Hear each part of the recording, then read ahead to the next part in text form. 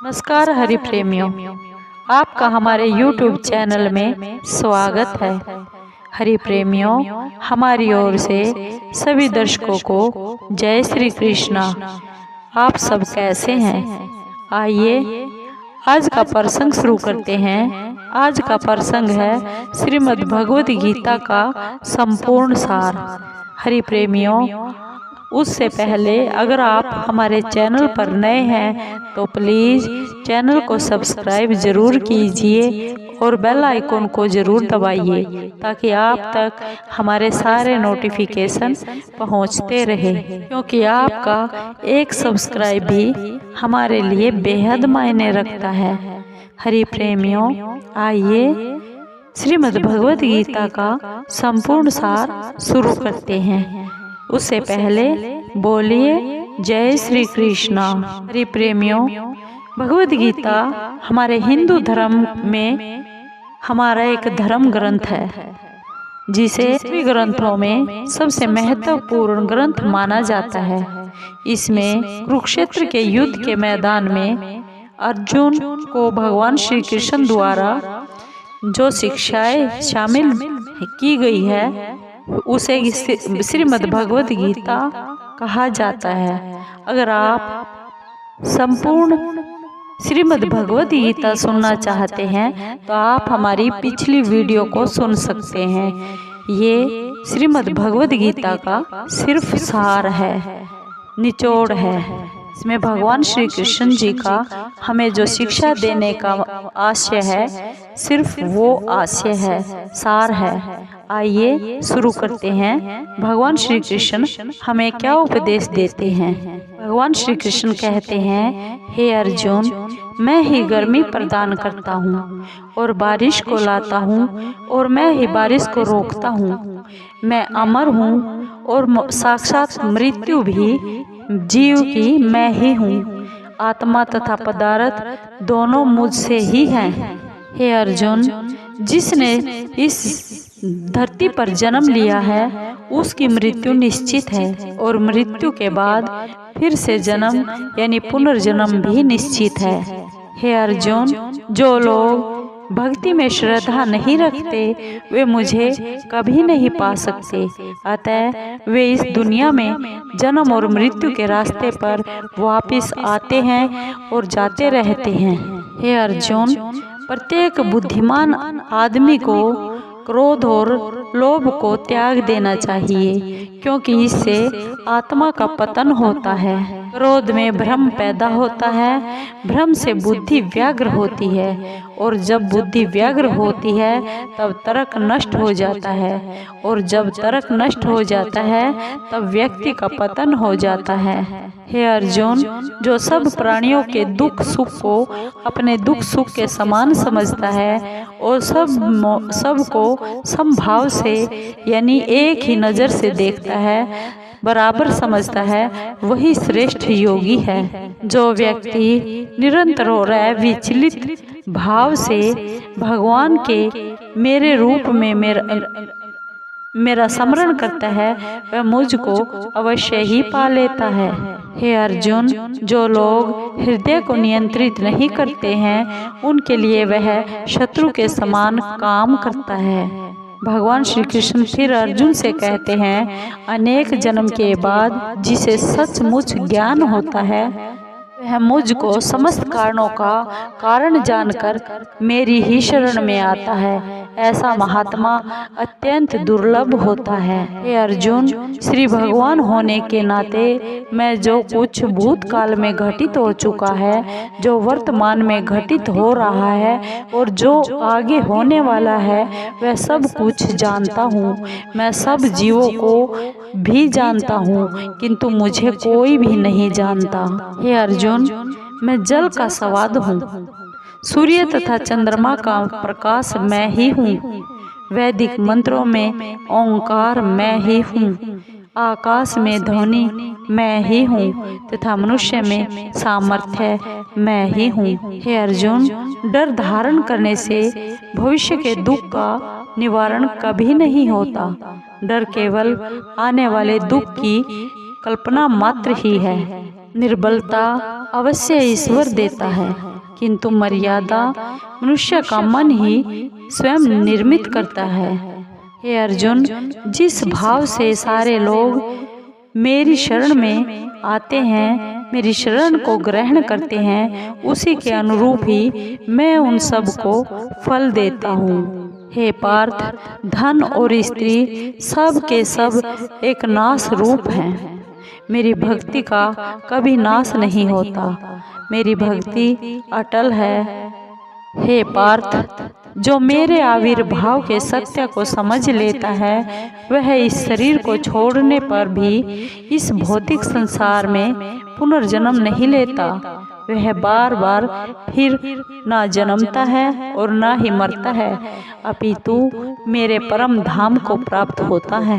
पार्थ, मैं वह काम हूँ जो धर्म के विरुद्ध कभी नहीं है। हे पार्थ, निर्बलता अवश्य ईश्वर देता है, किंतु मर्यादा मनुष्य का मन ही निर्मित करता है। अर्जुन, जो लोग निरंतर जिस भाव से मेरी पूजा करते हैं, उनकी जो आवश्यकताएं होती हैं, उन सब को मैं पूरा करता हूँ, और जो कुछ उनके पास है उस सब की मैं रक्षा करता हूँ। हे अर्जुन, जब भी और जहाँ भी अधर्म बढ़ेगा, तब मैं धर्म की स्थापना करने के लिए अवतार लेता ही रहूँगा।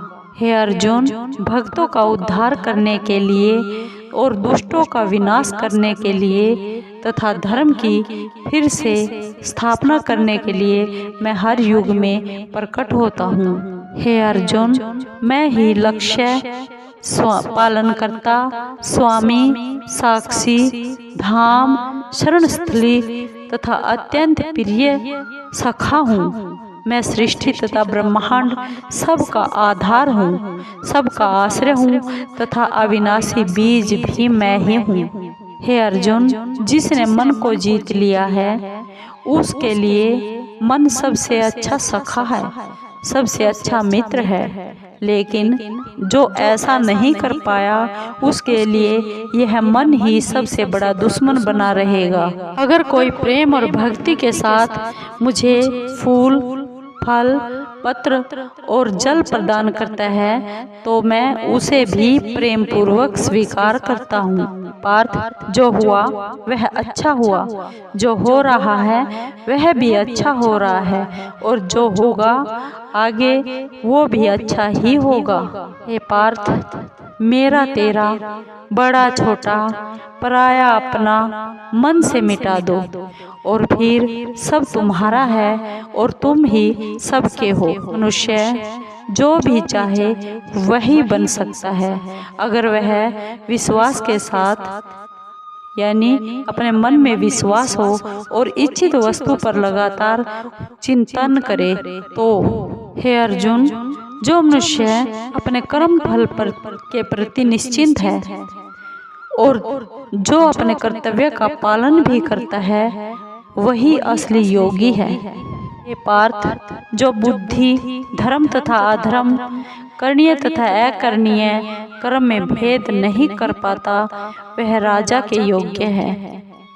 जो पुरुष न तो कर्मफल की इच्छा ही करता है और न कर्मफलों से नफरत ही करता है, यानी कर्मफलों से जो घृणा भी नहीं करता, वह सन्यासी माना जाता है, जाना जाता है। हे अर्जुन, अपने अपने कर्म के गुणों का पालन करते हुए हर एक व्यक्ति सिद्ध हो सकता है, यानी हमें अपने कर्मों के गुणों का पालन करना चाहिए।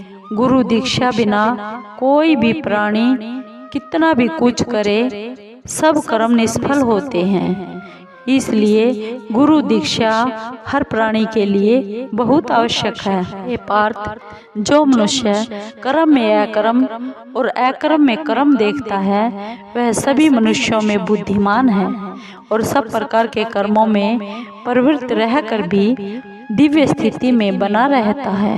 हे अर्जुन, फल की इच्छा छोड़कर कर्म करने वाला पुरुष ही अपने जीवन को सफल बना पाता है।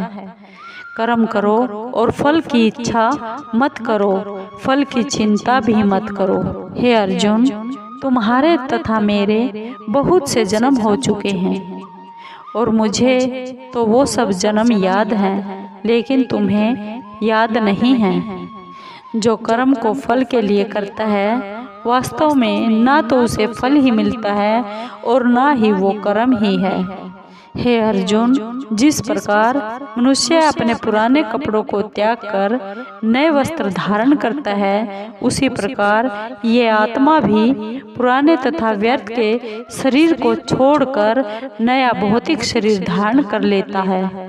हे पार्थ, खुद को जीवन के योग्य बनाना ही सफलता और सुख का सिर्फ एकमात्र मार्ग है। हे अर्जुन, जो पुरुष सुख तथा दुख में कभी भी विचलित नहीं होता और ना ही इन दोनों में चिंता करता है और इन दोनों में संभाव रखता है, वह निश्चित रूप से मुक्ति के योग्य है। जीवन ना तो भविष्य में है, ना ही अतीत में है। हे अर्जुन, जीवन तो इस क्षण में है जो चल रहा है। हे पार्थ, जो जीवन के मूल्य को जानता है, इससे उच्च लोक की नहीं अपितु अपयश की ही प्राप्ति होती है। हे अर्जुन, जो विद्वान होते हैं, वो न तो जीवन के लिए और न ही मौत के लिए शोक करते हैं, यानी उनके लिए जीवन और मौत बराबर होती है। हे अर्जुन, जो महापुरुष मन की सब इच्छाओं को त्याग देता है, छोड़ देता है और अपने आप में ही प्रसन्न रहता है, उसको तो निश्चल बुद्धि कहते हैं। हे पार्थ, मैं हर जीव के हृदय में परमपिता परमात्मा स्वरूप स्थित हूँ। जैसे ही कोई किसी देवता की पूजा करने की इच्छा करता है, मैं उसकी श्रद्धा के अनुसार स्थिर करता हूँ, जिसे वह उसी विशेष देवता की ही भक्ति कर सके। हे अर्जुन, जो मुझे सब जगह देखता है और सब कुछ मुझ में ही देखता है, सब चीज़ों में मेरा ही स्वरूप देखता है, उसके लिए न तो मैं कभी अदृश्य होता हूँ और न वह मेरे लिए कभी अदृश्य होता है। हे अर्जुन, परमेश्वर हर एक जीव के हृदय में विराजमान है। हे पार्थ, जो बहुत खाता है या कम खाता है, या तो जो बहुत सोता है या कम सोता है, वह कभी भी योगी नहीं बन सकता। भगवत गीता के अनुसार नरक के 3 द्वार होते हैं, वासना, क्रोध और लालच। हे अर्जुन, ईश्वर, ब्राह्मणों, गुरु, माता पिता जैसे गुरुजनों की पूजा करना तथा पवित्रता, सरलता, ब्रह्मचर्य और अहिंसा ही शारीरिक तपस्या है। भगवान श्री कृष्ण ने कर्म योग भी सिखाया। भगवत गीता किसी के कार्य के परिणामों के प्रति आसक्ति के बिना अपने कर्तव्यों को करने के महत्व पर बहुत जोर देती है और इसे कर्म योग के रूप में जाना जाता है, और यह भी सिखाता है कि हमें किसी भी पुरस्कार की यानी फल की इच्छा नहीं करनी चाहिए और निस्वार्थ भाव से अपने कर्तव्यों का पालन करते रहना चाहिए।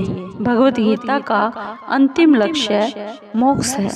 इसमें जन्म और मृत्यु के चक्र को पार करके परम वास्तविकता में विलय हो जाना है, जो कि परब्रह्म परमात्मा है। हरि प्रेमियों, कुल मिलाकर हमारी भगवत गीता में हमें जन्म और मृत्यु के चक्र से मुक्ति पाकर अंतिम लक्ष्य यानी उस परम पिता परमात्मा में विलय का पाठ सिखाती है और अपने कर्तव्य से जीवन जीना सिखाती है।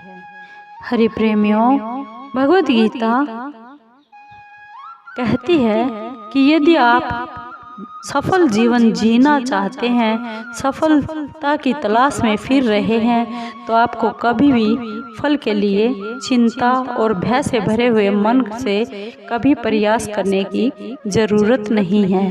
भगवत गीता एक और तो केवल अमर यानी भगवान श्री कृष्ण द्वारा नश्वर, दूसरी तरफ परम सत्य है।